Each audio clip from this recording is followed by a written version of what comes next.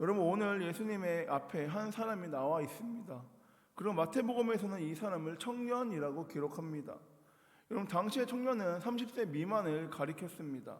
그러니 오늘 본문에서 예수님을 찾아온 이 사람은 20대쯤 되는 청년이었을 것입니다.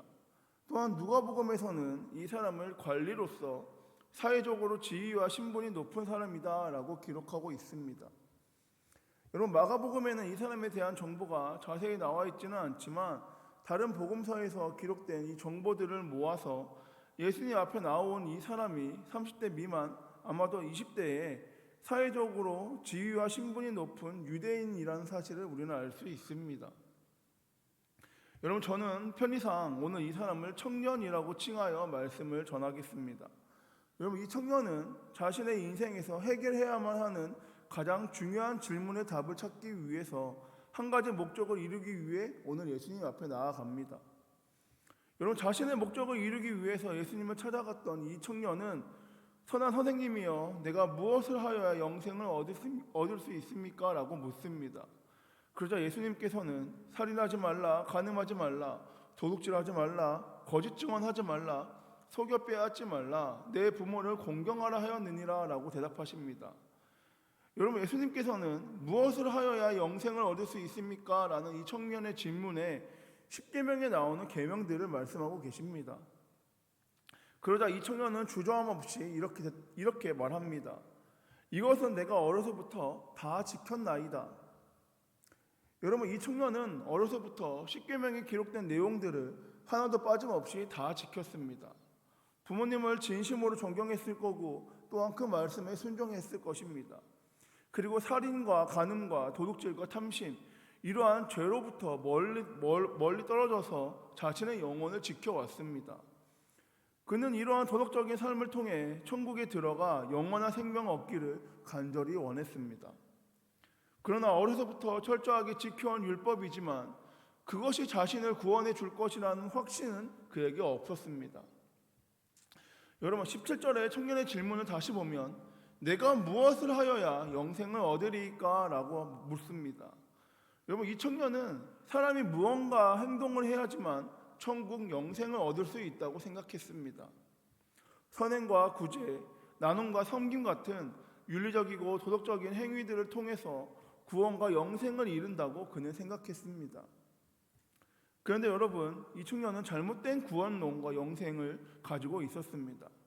여러분, 이 세상에서 자신의 선행으로 천국에 들어갈 수 있는 사람은 단 한 사람도 없습니다. 왜냐하면 인간은 자기 스스로 자기의 죄악을 씻을 수 없기 때문입니다. 여러분, 아무리 착하게 살려고 해도, 아니 세상의 기준에서 정말 착한 사람이다 라고 말한다 해도 거룩하신 하나님 앞에 서게 되면 여전히 더러운 죄인이기 때문입니다. 그렇게 여러분, 인간의 선행이나 도덕적인 삶을 통해서 구원받는 것은 아닙니다. 그럼 여러분, 우리는 무엇으로 구원을 받을 수 있습니까? 네, 오직 예수 그리스도를 믿는 믿음으로 우리는 구원을 이루게 됩니다. 하나님께서 구원을 우리에게 은혜로 주셨습니다. 그럼 여러분, 우리는 이 은혜와 이 구원을 우리는 어떻게 받을 수 있습니까? 에베소서 2장 8절과 9절 말씀에 너희가 그 은혜를 인하여 믿음으로 말미암아 구원을 얻었나니 이것이 너에게서 난 것이 아니요 하나님의 선물이라. 행위에서 난 것은 아니니 이는 누구든지 자랑치 못하게 함이니라. 이 말씀처럼 우리는 선물을 믿음으로 받게 되는 것입니다. 그런데 여러분, 이 청년은 은혜가 무엇인지 알지 못했으나 그 영생 얻기를 간절히 소망했습니다. 그러니 평생 율법에 기록된 내용대로 살려고 애를 쓰며 십계명도 다 지켜왔던 것입니다. 여러분, 다시 본문으로 돌아가서 제가 무엇을 해야 영생을 얻을 수 있습니까? 이 청년의 질문에 예수님께서는 십계명에 나오는 계명들을 말씀하셨고, 그러자 이 청년은 주저함 없이 내가 어려서 다 지켰습니다 라고 대답합니다. 여러분, 21절에 보면 예수께서 그를 보시고 사랑하사라는 표현이 등장합니다. 여러분, 어려서부터 말씀을 열심으로 순종하셨던 그의 모습을 예수님께서 기쁨으로 보신 것입니다. 그러나 그럼에도 불구하고 예수님께서는 이 청년에게 너가 아직 한 가지 부족하다라고 말씀하십니다. 여러분, 예수님은 이 청년에게 없는 결정적인 그 한 가지를 말씀하시며 그가 찾는 이 영생이 행위에서 난 것이 아니라라는 것을 말씀하고 계십니다. 여러분, 예수님께서는 내게 아직도 한 가지 부족한 것이 있으니 가서 내게 있는 것을 다 팔아 가난한 자들에게 나눠주라. 그리하며 하늘의 보화가 내게 있으리니 그리고 와서 나를 따르라 라고 말씀하십니다. 여러분, 예수님께서 말씀하신 그 방법은 너가 가지고 있는 것을 다 팔아 가난한 자에게 나눠주고 그리고 와서 나를 따르라 라는 말씀입니다. 여러분, 이 청년은 영생에 매우 가까운 사람입니다. 이 청년이 그토록 원했던 영생을 얻기 위해서 이제 더 이상 많은 것을 할 필요가 없습니다. 예수님께서 말씀하신 것, 자신에게 있는 것을 다 팔아 가난한 자들에게 나눠주고 그 후에 예수님만 따르기만 하면 이 청년이 그토록 바랬던 영생을 이 청년은 얻게 됩니다. 여러분, 그토록 궁금했던 영생을 얻는 방법을 알게 된 이 청년은 어떻게 행동합니까? 22절에 그 사람은 재물이 많은 거로 이 말씀으로 인하여 슬픈 기색을 띠며 근심하며 가니라 라고 말합니다. 여러분, 이 사람은 영생을 얻는 방법을 알게 되어서 기쁨으로 돌아간 것이 아니라 재물이 많은 거로 슬픈 기색을 띠며 근심하며 돌아갑니다.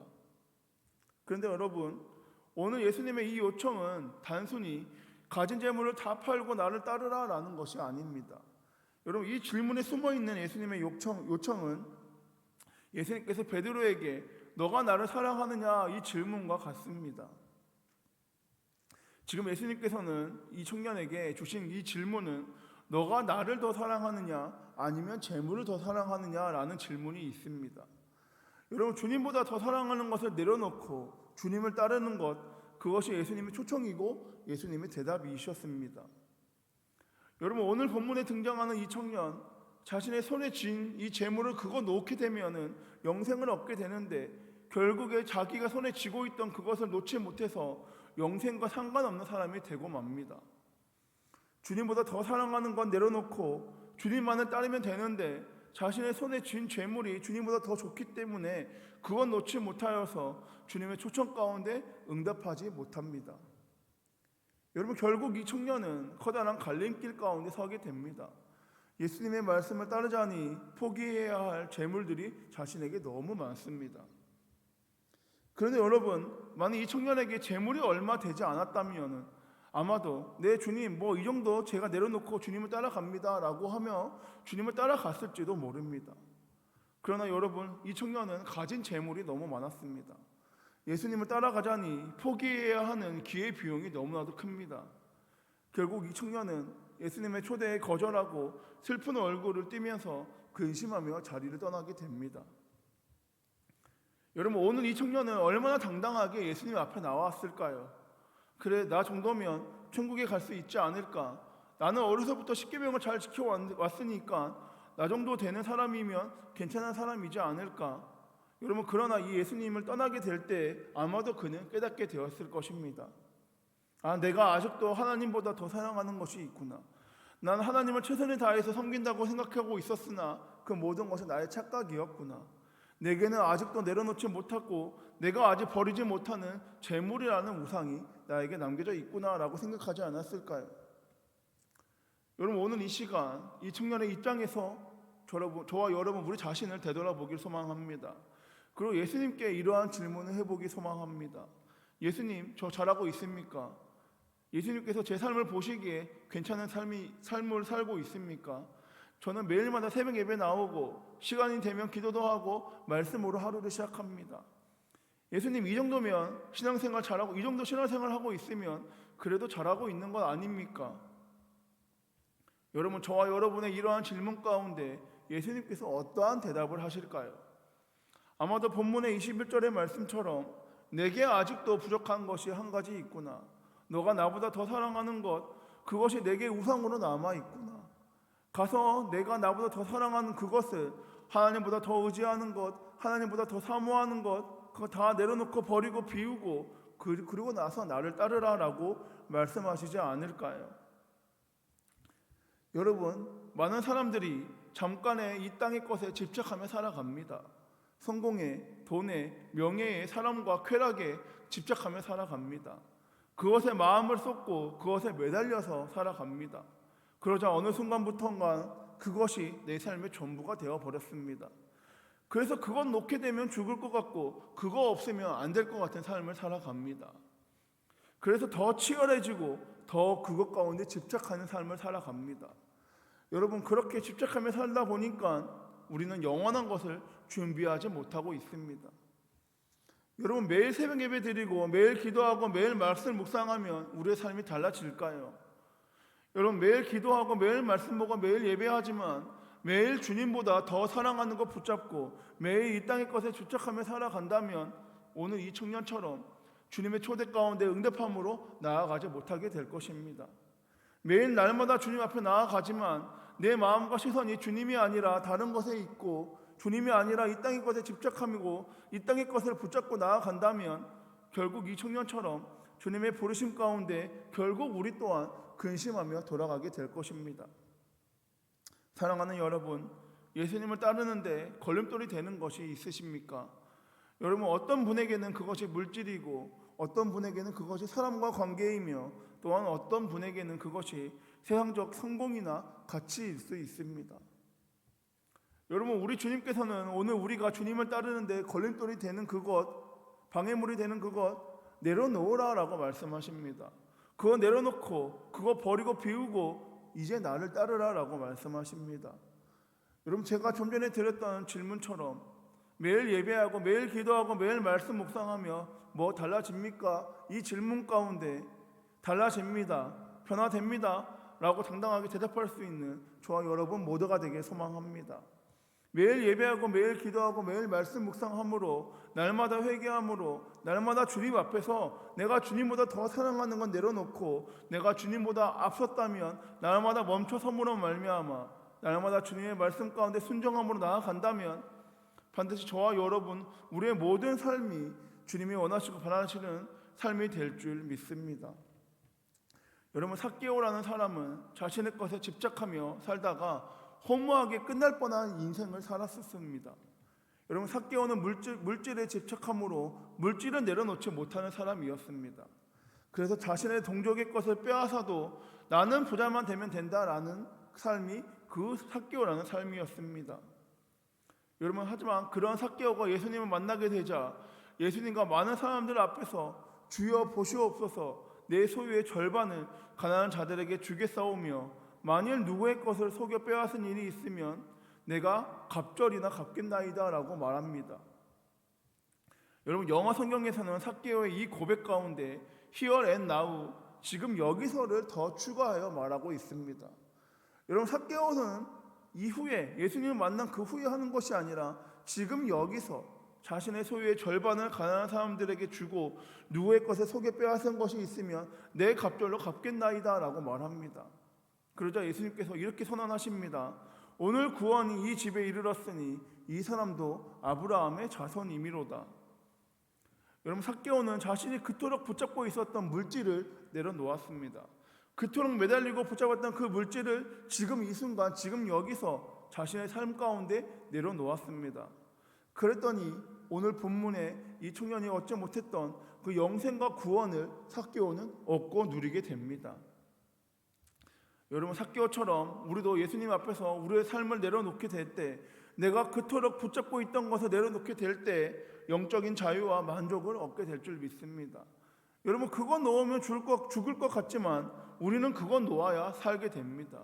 그거 놓으면 나의 삶의 의미가 사라질 것 같지만 그거 놓아야지만 진정한 삶의 의미를 발견하게 됩니다. 바라기는 여러분, 우리 안에서 주님이 원치 않은 것이 있다면 내려놓읍시다. 그거 내려놓고 주님께 나아감으로, 주님과 동행함으로 주님께서 주시는 참 자유를, 영생과 구원을 누리는 저와 여러분, 우리 한성교회 모두가 되길 소망합니다. 말씀을 정리하겠습니다. 여러분, 여러분이 주님보다 더 사랑하는 것, 여러분의 손에 꽉 쥐고 있는 것, 그건 무엇입니까? 여러분, 우리가 붙잡고 있는 것 내려놓아야 우리는 주님의 말씀 가운데 순종하며 나아가게 됩니다. 잠깐 보이는 것 내려놓아야, 이 땅의 것 내려놓아야 보이지 않는 영원한 것을 우리가 얻게 됩니다. 여러분, 누군가에게는 힘과 물질일 수 있고 누군가에게는 사람과 관계일 수 있습니다. 여러분, 거기에 내 마음이 쏠려 있고 내가 그것을 붙잡고 있으니까 주님을 보지 못하는 것이고 우리가 주님을 따라가지 못하는 것입니다. 여러분, 우리의 걸음은 예배와 기도와의 말씀에 있지만 우리의 마음과 시선이 주님이 아니라 다른 것에 있으니까 주님의 초대 가운데 응답함으로 나아가지 못하는 것입니다. 여러분, 2025년 저와 여러분, 우리 한성교회는 주님만을 따라가는 삶을 살길 소망합니다. 지금보다 한 단계 성장하고 성숙해진 신앙으로 세상이 아니라 주님만을 따라가는 삶, 주님만을 닮아가는 삶을 살아가길 소망합니다. 주님의 말씀이 아니라 다른 것 붙잡고 다른 것에 집착하며 동시에 주님도 믿길 원하는 사람은 차갑지도 뜨겁지도 아니한 미지근한 상태로 주님도 조금의 주저함도 없이 토해 버릴 정도의 상태가 될 수 있다는 것을 기억하십시오. 여러분의 만족과 세상의 기준을 붙잡은 삶을 버리고 비우고 주님만을 더욱 사랑함으로 주님께 마음을 쏠려 주님께 매달리는 삶을 살아가길 소망합니다. 바라기는 여러분, 우리 안에 주님이 원치 않는 것이 있으면 내려놓읍시다.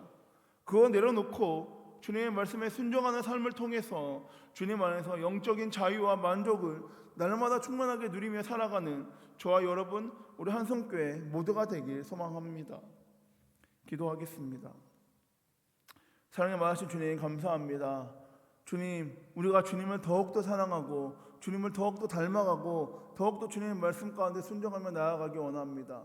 주님, 우리가 붙잡고 있는 것 또한 우리 마음 가운데 또한 우리 시선 가운데 주님이 아니라 다른 것이 담겨져 있고 다른 것을 바라보고 있다면 그 모든 것 기꺼이 내려놓게 하여 주시옵소서. 내려놓고 버리고 비우고 오직 주님의 말씀 가운데 순종함으로 말미암아 주님이 원하시는 길을 원하시는 삶을 살아감으로 말미암아 주님께서 주시는 충만한 복과 은혜를 날마다 누리는 우리 한성교회 모두가 되기 원하오니 주 역사하여 주셨고 주관하여 주시옵소서. 이번의 말씀 오늘도 살아서 역사하시는 우리 주 예수 그리스도의 이름으로 기도드렸습니다. 아멘.